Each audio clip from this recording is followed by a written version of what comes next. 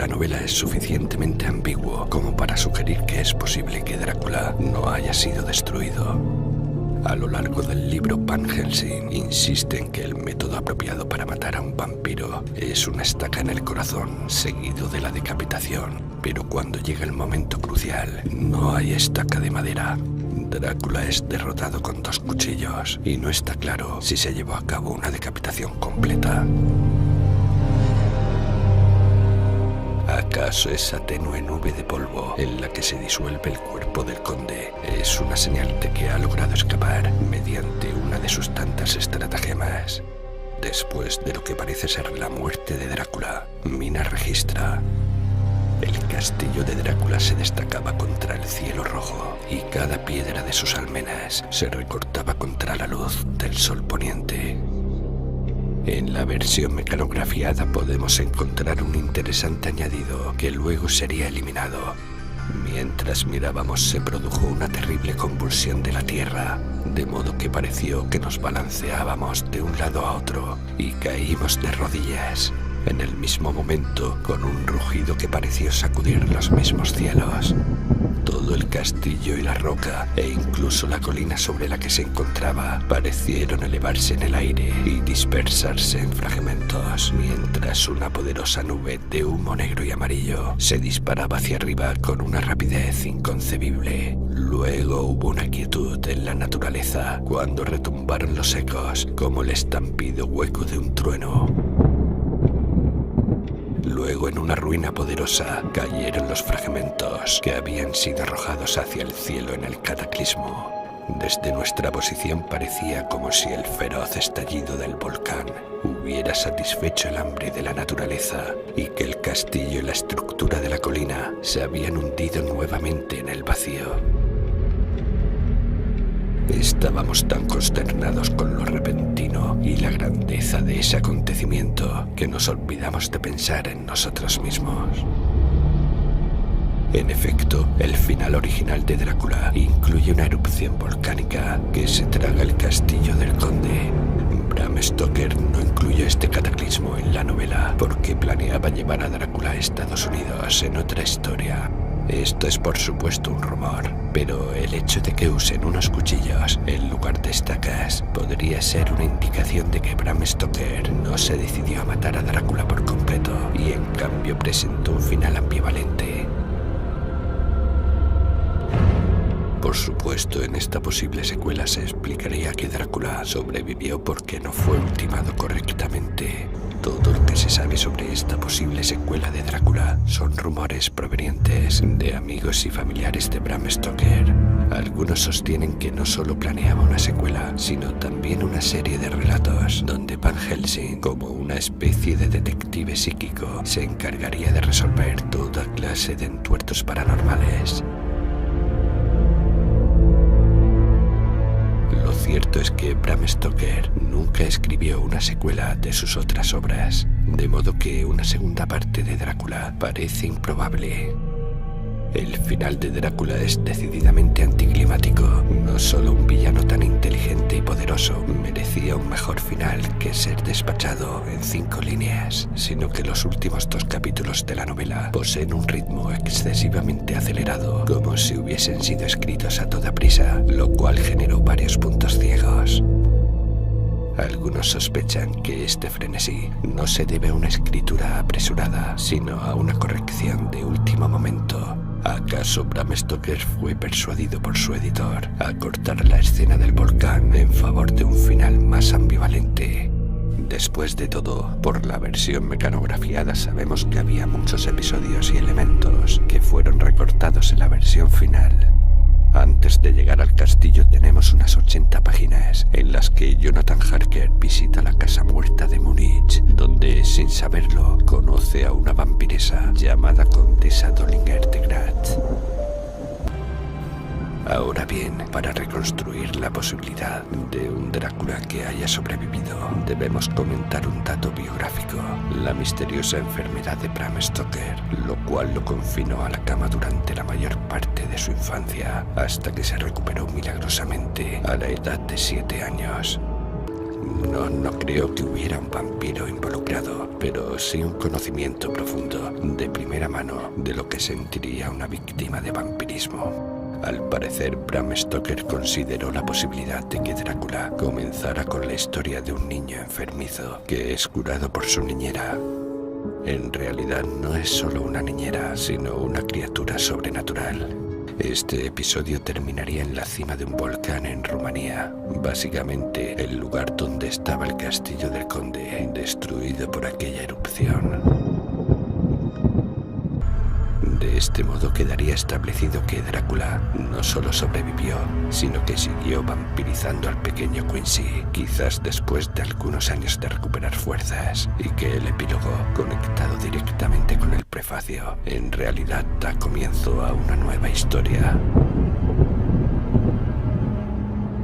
Finalmente concluimos, si Bram Stoker hubiera seguido adelante con sus planes iniciales, como hemos visto, Drácula habría sido una novela muy diferente.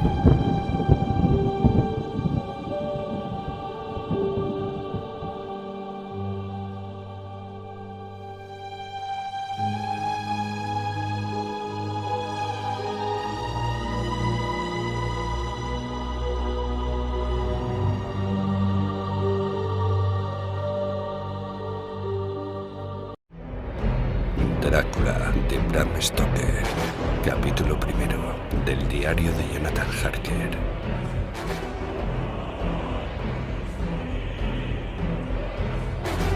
Bistrit, 3 de mayo.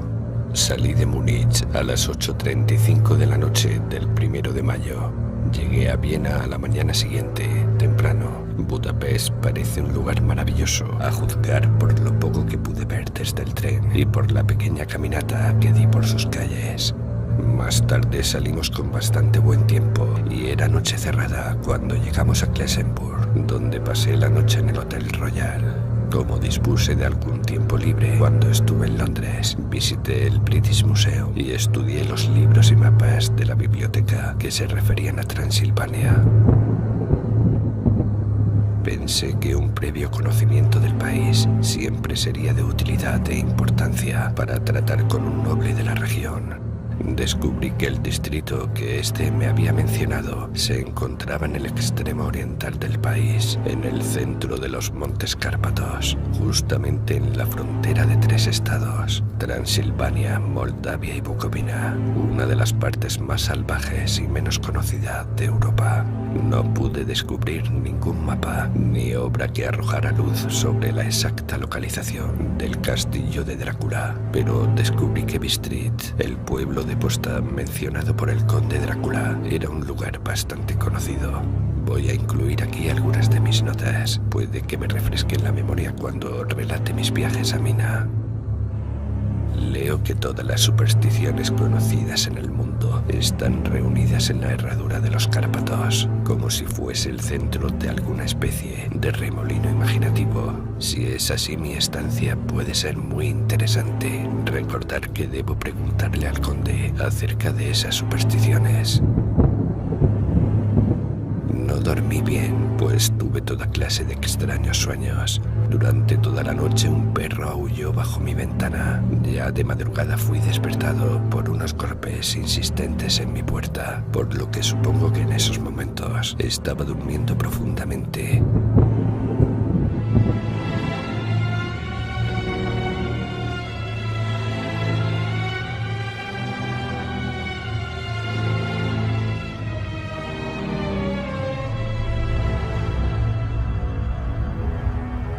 Me apresuré a desayunar, ya que el tren salía un poco después de las 8.